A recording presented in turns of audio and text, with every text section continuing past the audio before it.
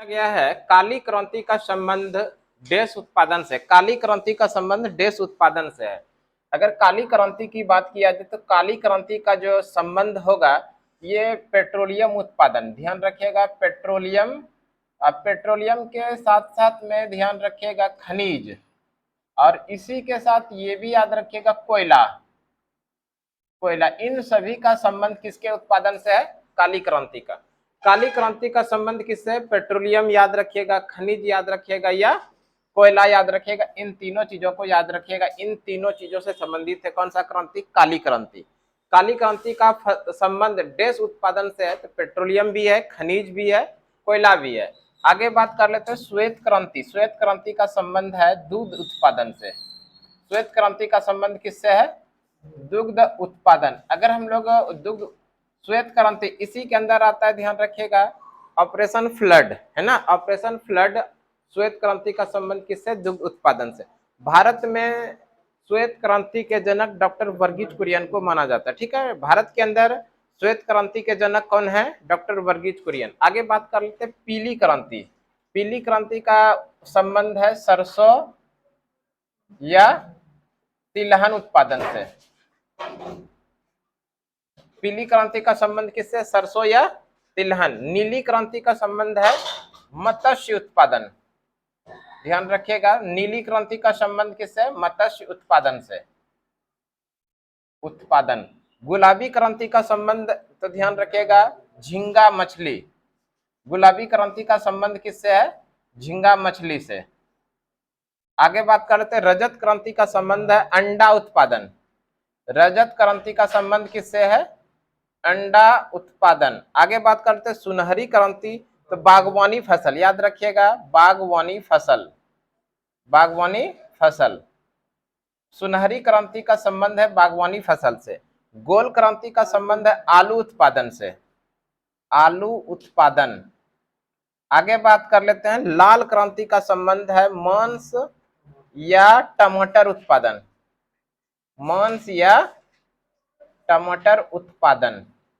तो इसको भी आप लोग ध्यान रख लीजिएगा। ये पूरा श्वेत क्रांति का संबंध है दुग्ध उत्पादन से, पीली क्रांति का संबंध है सरसों या तिलहन उत्पादन से, नीली क्रांति का संबंध है मत्स्य उत्पादन, मत्स्य उत्पादन, है ना, मत्स्य उत्पादन। और गुलाबी क्रांति का संबंध है झींगा मछली उत्पादन से। रजत क्रांति का संबंध है अंडा उत्पादन से। सुनहरी क्रांति का संबंध है बागवानी फसल, बागवानी फसल का उत्पादन। सुनहरी क्रांति का संबंध है बागवानी फसल। गोल क्रांति का संबंध है आलू उत्पादन से, और लाल क्रांति का संबंध है मांस या टमाटर उत्पादन से। नेक्स्ट क्वेश्चन देखते हैं, अगला प्रश्न देखिए। नेक्स्ट क्वेश्चन क्या दिया गया है? अगला क्वेश्चन है भारत में वैज्ञानिक दृष्टिकोण से राष्ट्रीय आय की गणना सर्वप्रथम किसके द्वारा किया गया? क्या प्रश्न है? भारत में राष्ट्रीय आय की गणना वैज्ञानिक पद्धति पर सर्वप्रथम किसके द्वारा किया गया? वैज्ञानिक दृष्टिकोण से, है ना। केवल सिंपल प्रश्न नहीं है कि भारत में राष्ट्रीय आय की गणना सर्वप्रथम किसने किया। अगर सबसे पहले हम लोग जान लेते हैं राष्ट्रीय आय की गणना, अगर ये प्रश्न में रहेगा राष्ट्रीय आय की गणना, केवल ये रहेगा राष्ट्रीय आय की गणना, तब हम लोग आंसर जो करेंगे दादा भाई नेरोजी, ध्यान रखिएगा। तब आंसर क्या करेंगे?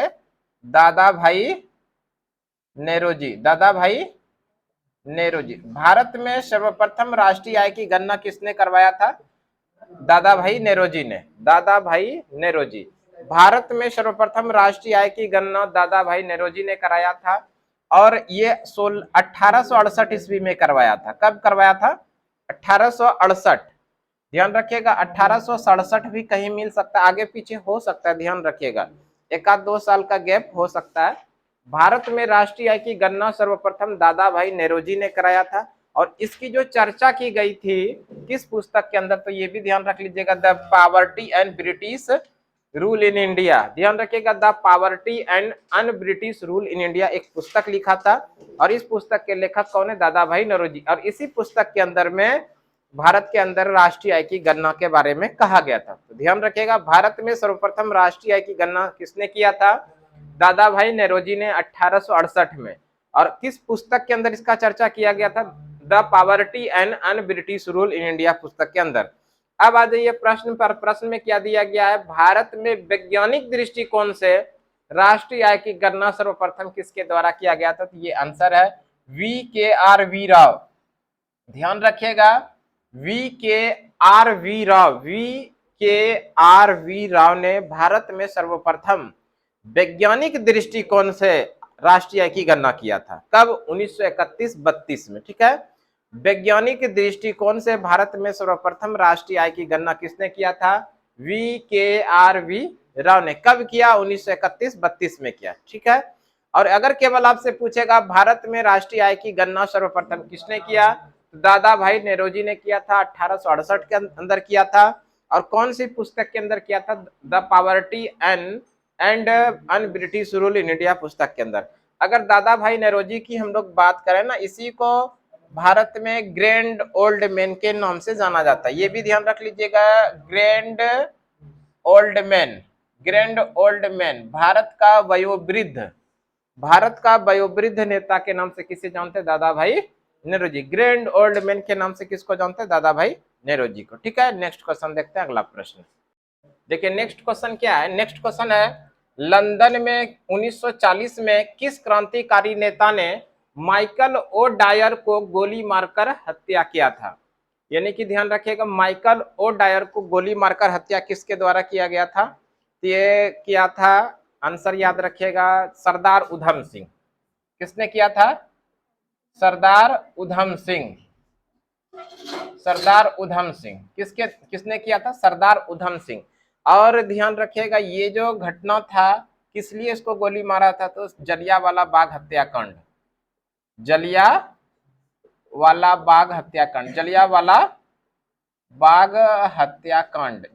बाग हत्याकांड हुआ कब था?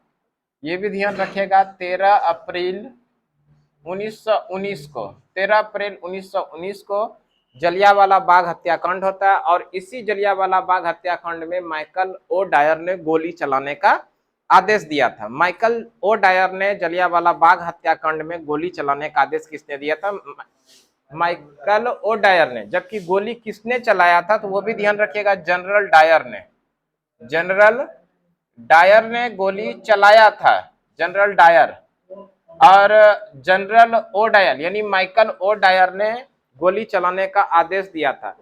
तब से जलियांवाला बाग हत्याकांड का, है ना, मन विरोध था ही, ऐसा घटना हुआ था। तो इसका बदला लेने के लिए सरदार उधम सिंह 1940 में कहा जाते हैं? लंदन जाते हैं। और 13 मार्च, याद रखिएगा डेट, 13 मार्च 1940 ईस्वी को। कब? डेट वो कौन सा था? 13 मार्च था। 13 मार्च 1940 ईस्वी को इस जलियांवाला बाग हत्याकांड का बदला कहां जाकर लेता है? लंदन में। किसने? सरदार उधम सिंह। सरदार उधम सिंह ने उसी जनरल ओ डायर को, यानी माइकल ओ डायर को, जिसने की गोली चलाने का आदेश दिया था ये जलियांवाला बाग के अंदर, उसका बदला जाकर कहां पर लेता है? लंदन में। कब? 13 मार्च 1940 को। और सरदार उधम सिंह ने इनको गोली मारकर हत्या कर दिया था। तो ध्यान रखिएगा, जलियांवाला बाग हत्याकांड कब हुआ था? 13 अप्रैल 1919 में। इसमें गोली चलाने का आदेश किसने दिया था? माइकल ओ डायर ने गोली चलाने का आदेश दिया था। गोली चलाया किसने था? जनरल डायर ने गोली चलाया था। और इसका बदला कब लिया? 13 मार्च 1940 को सरदार उधम सिंह ने लंदन में जाकर इसी माइकल ओ डायर को गोली मारकर हत्या कर दिया था। ठीक है, नेक्स्ट क्वेश्चन देखते हैं, अगला प्रश्न। देखिए क्वेश्चन क्या दिया गया है? क्वेश्चन है, सूती वस्त्रों का पहला सफल कारखाना भारत में कहां खोला गया था? यहाँ पर एक शब्द जुड़ा हुआ है, सफल कारखाना, है ना।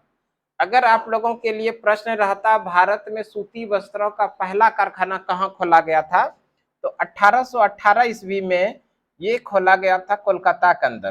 कहाँ पर खोला गया था? कोलकाता में। लेकिन ये जो कारखाना खोला गया था ये असफल रहा था, ये सफल नहीं रहा, किसी कारण से ये बंद हो गया, चल नहीं पाया। लेकिन प्रश्न में क्या दिया गया? सूती वस्त्रों का पहला सफल कारखाना भारत में कहाँ खोला गया? सफल कारखाना। तो ध्यान रखिएगा, इस प्रश्न का जो सही आंसर होगा 1854 में खोला गया था, और मुंबई में।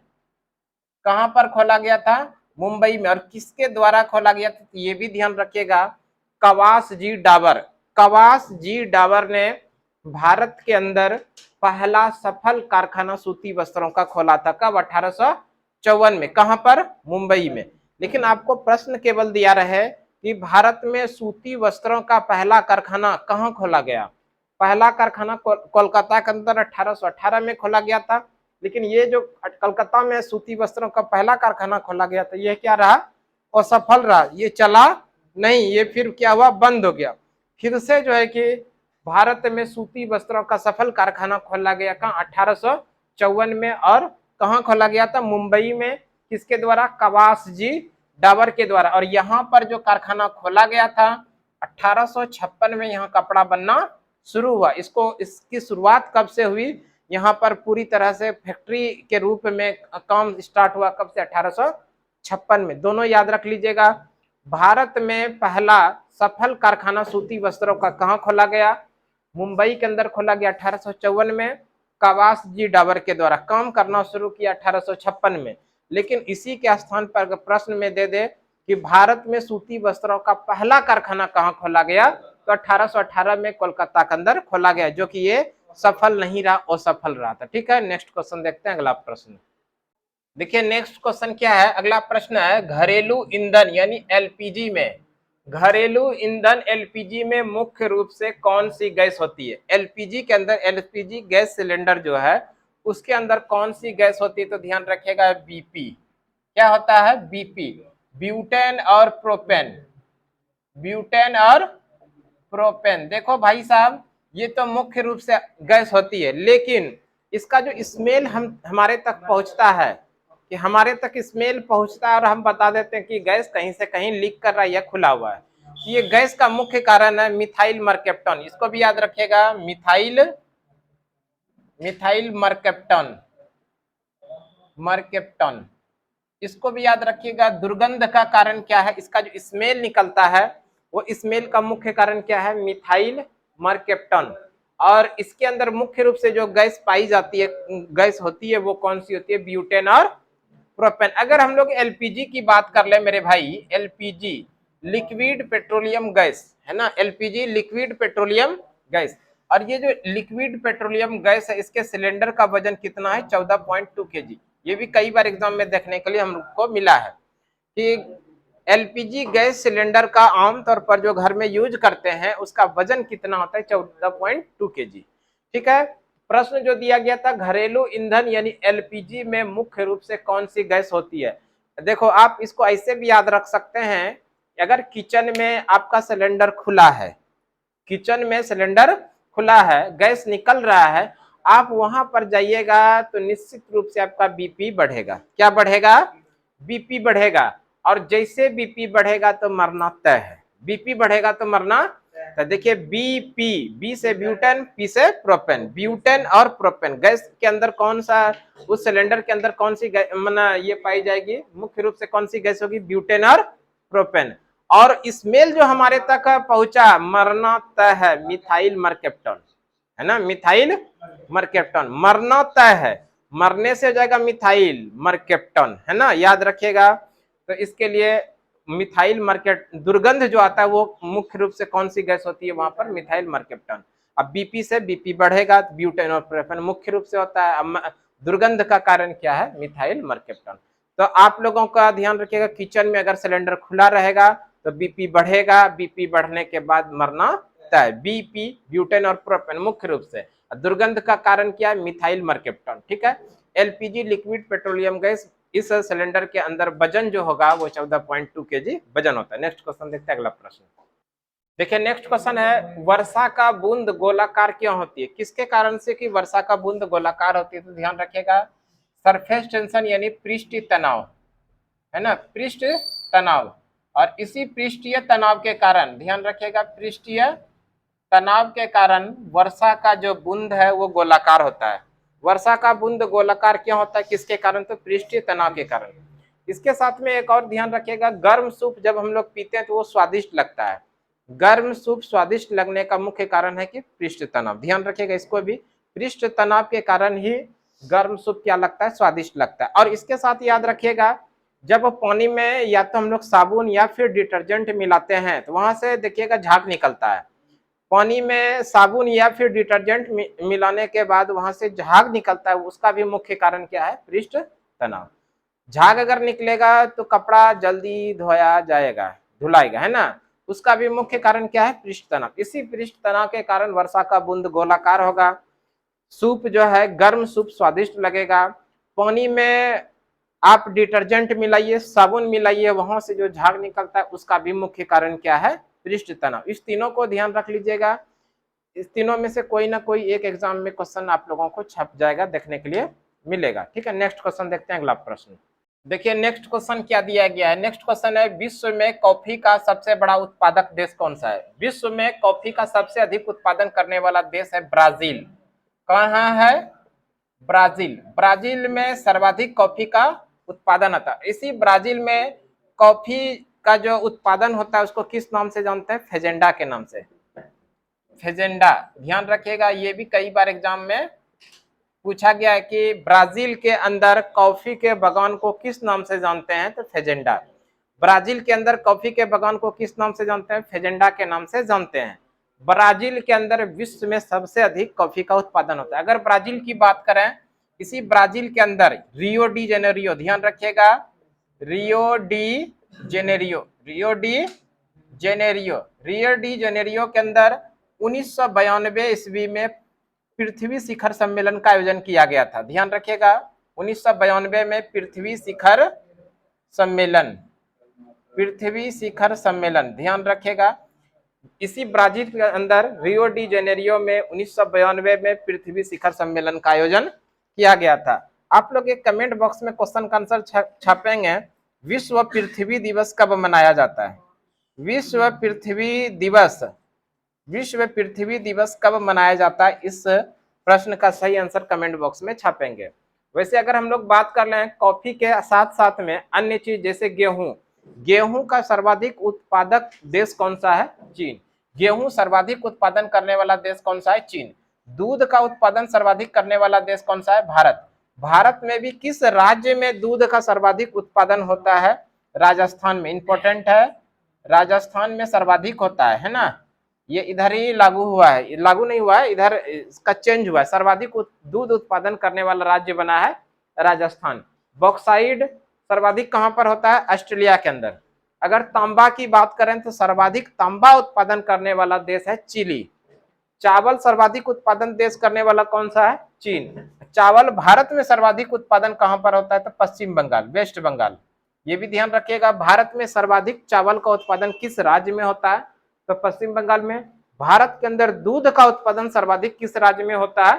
तो राजस्थान के अंदर। आपको प्रश्न पूछे थे विश्व पृथ्वी दिवस कब मनाया जाता है? तो ध्यान रखिएगा, विश्व पृथ्वी दिवस मनाया जाता है प्रत्येक वर्ष 22 अप्रैल को, है ना। प्रत्येक वर्ष 22 अप्रैल को विश्व पृथ्वी दिवस मनाया जाता है। तो प्रश्न जो पूछा गया था, विश्व में कॉफी का सबसे बड़ा उत्पादक देश ब्राजील है, और ब्राजील में कॉफी के बागान को फेजेंडा के नाम से जानते हैं, है ना। इसी ब्राजील के अंदर रियो डी जेनेरियो में 1992 ईस्वी में पृथ्वी शिखर सम्मेलन का आयोजन किया गया था। विश्व पृथ्वी दिवस 22 अप्रैल को मनाया जाता है। गेहूं का सर्वाधिक उत्पादन करने वाला देश चीन है। दूध का सर्वाधिक उत्पादन करने वाला विश्व में भारत है। बॉक्साइट सर्वाधिक उत्पादन करने वाला देश ऑस्ट्रेलिया है। तांबा सर्वाधिक उत्पादन करने वाला देश चिली है। चावल सर्वाधिक उत्पादन करने वाला देश चीन है। और दूध भारत के अंदर किस राज्य में सर्वाधिक उत्पादन करता है? तो राजस्थान के अंदर। चावल का सर्वाधिक उत्पादन करने वाला राज्य पश्चिम बंगाल है। नेक्स्ट क्वेश्चन देखते हैं, अगला प्रश्न, अगला क्वेश्चन देखते हैं। देखिए नेक्स्ट क्वेश्चन है, 2023 में पद्म विभूषण दिया गया। पद्म विभूषण की बात किया जा रहा है। अगर पद्म भूषण यानी पद्म विभूषण की ये बात कर रहा है, पद्म विभूषण कुल मिला के 6 लोगों को दिया गया पद्म विभूषण। अगर हम लोग पद्म भूषण की बात करें, ध्यान रखिएगा, इसमें से पद्म पुरस्कार में 3 तरह का कैटेगरी है। पद्म पुरस्कार में कितने तरह का कैटेगरी है? 3 तरह के कैटेगरी है, जिसमें कि पद्म विभूषण होगा पहले, पद्म विभूषण, पद्म विभूषण के बाद याद रखिएगा पद्म भूषण, पद्म भूषण, उसके बाद पद्मश्री, पद्मश्री। तो पद्म भूषण जो दिया गया तो ये दिया गया 6 लोगों को, और पद्म भूषण जो दिया गया ये 9 लोगों को, और पद्मश्री जो दिया गया वो 91 लोगों को दिया गया है। ठीक है, पद्म विभूषण 6 लोग जो है वो कौन कौन है, तो ध्यान रखिएगा, मुलायम सिंह यादव है ना, मुलायम सिंह यादव को 2023 के अंदर भारत के अंदर दिया जाने वाला दूसरा सर्वोच्च नागरिक सम्मान पद्म विभूषण दिया। श्रीनिवास इनको दिया गया, टी.एस. कृष्णा, बालकृष्ण दोषी, दिलीप महानलोबिस और जाकिर हुसैन। जाकिर हुसैन किस वाद्य यंत्र से संबंधित है, तो ध्यान रखिएगा तबला से। जाकिर हुसैन का संबंध किस वाद्य यंत्र से है, तबला से। बालकृष्ण दोषी की बात कर लेते हैं, ये बालकृष्ण दोषी, तो बालकृष्ण दोषी पहले और एकमात्र भारतीय जिनको कि प्रीतजर पुरस्कार भी दिया जा चुका है। ध्यान रखिएगा, प्रीतजर पुरस्कार भारत की तरफ से एकमात्र भारतीय जिनको कि प्रीतजर पुरस्कार दिया गया वो है बालकृष्ण दोषी। प्रीतजर पुरस्कार की बात करें, ये वस्तुकला के लिए दिया जाता है। किसके लिए दिया जाता है, वस्तुकला यानी आर्किटेक्चर के लिए दिया जाता है प्रीतजर पुरस्कार। 2023 के अंदर प्रीतजर पुरस्कार ये डेविड चिपरफील्ड को दिया गया, इसको भी ध्यान रख लीजिएगा, डेविड चिपरफील्ड को 2023 में प्रीतजर पुरस्कार किसको दिया गया, डेविड चिपरफील्ड को दिया गया। प्रीतजर पुरस्कार प्राप्त करने वाले एकमात्र भारतीय कौन है, बालकृष्ण दोषी है, और बालकृष्ण दोषी का हाल ही में निधन भी हो गया। ध्यान रखिएगा, हाल ही में बालकृष्ण दोषी का निधन हो गया, और बालकृष्ण दोषी एकमात्र भारतीय हैं जिनको कि प्रीतजर पुरस्कार दिया गया था। आगे बात कर लेते हैं टी.एस. कृष्णा, श्रीनिवास और मुलायम सिंह यादव। मुलायम सिंह यादव की बात करें तो मुलायम सिंह यादव उत्तर प्रदेश के पूर्व मुख्यमंत्री, इनका भी हाल ही में क्या हुआ, निधन हो गया। उत्तर प्रदेश के पूर्व मुख्यमंत्री मुलायम सिंह यादव जिनका हाल ही में निधन हो गया, इनको भारत का दूसरा सर्वोच्च नागरिक सम्मान पद्म विभूषण दिया गया। ठीक है, तो इस तरह से याद रखिएगा 2023 में पद्म विभूषण कितने लोगों को दिया गया, 6 लोगों को, मुलायम सिंह यादव, श्रीनिवास, टी.एस. कृष्णा, बालकृष्ण दोषी, दिलीप महानलोबिस, जाकिर हुसैन। जाकिर हुसैन का संबंध किस वाद्य यंत्र से है, तबला से है। और पद्म विभूषण 6 लोगों को दिया गया, पद्म भूषण 9 लोगों को दिया गया है, और पद्मश्री जो है वो 91 लोगों को दिया गया। तो इस तरह से टोटल जो है 106 लोगों को पद्म पुरस्कार दिया गया। कितने लोगों को, 106 लोगों को 2023 में पद्म पुरस्कार दिया गया है। नेक्स्ट क्वेश्चन देखते हैं, अगला प्रश्न देखिए। नेक्स्ट क्वेश्चन क्या दिया गया है, नेक्स्ट क्वेश्चन है विशेष राज्य का दर्जा प्राप्त करने वाले भारतीय राज्य। भारत के कौन कौन से राज्य को विशेष राज्य का दर्जा दिया गया है, भारत के किस राज्य को विशेष राज्य का दर्जा दिया गया है, तो इसको याद रखने के लिए आप शॉर्ट ट्रिक याद रख सकते हैं, मिस यू जानू मन में तू है, मिस यू जानू मन में तू है। ये शॉर्ट ट्रिक के माध्यम से आप याद रख सकते हैं। देखिए, मिस MIS से हो जाएगा मिजोरम, MI से हो जाएगा मिजोरम, S से हो जाएगा सिक्किम, और U से हो जाएगा उत्तराखंड, और यहाँ पर जो है उससे हो जाएगा JA, यानी कि इसको मान लीजिए जम्मू कश्मीर। JA से क्या हो जाएगा, जम्मू कश्मीर। जम्मू कश्मीर को विशेष राज्य का दर्जा था लेकिन अब समाप्त कर दिया गया है। देखिए, N से हो जाएगा नागालैंड, N से नागालैंड, MN से मणिपुर, और ME से मेघालय, TU से त्रिपुरा, और H से हिमाचल प्रदेश। तो ये सभी राज्यों को विशेष राज्य का दर्जा दिया गया है। मिस यू जानू मन में तू है, मिस यू जानू मन में तू है। इस शॉर्ट ट्रिक के माध्यम से भारत के अंदर जितने भी विशेष राज्य का दर्जा प्राप्त करने वाले राज्य हैं उसको आप याद रख सकते हैं। MI से हो जाएगा मिजोरम, S से हो जाएगा सिक्किम, U से हो जाएगा उत्तराखंड, J से हो जाएगा जम्मू कश्मीर को दिया गया था लेकिन अब समाप्त कर दिया गया है। N से हो जाएगा नागालैंड, MN से मणिपुर, ME से मेघालय, TU से त्रिपुरा, और H से हिमाचल प्रदेश। तो इस तरह से आप लोग इसको पूरे अच्छे से देख लीजिएगा। निश्चित रूप से यहाँ से प्रश्न आप लोगों को एग्जाम में देखने के लिए मिलेगा। तो आज की क्लास हम लोग इतना ही रहने देते हैं, अगले क्लास में फिर से अगले दिन मिलते हैं। तब तक के लिए धन्यवाद, जय हिंद।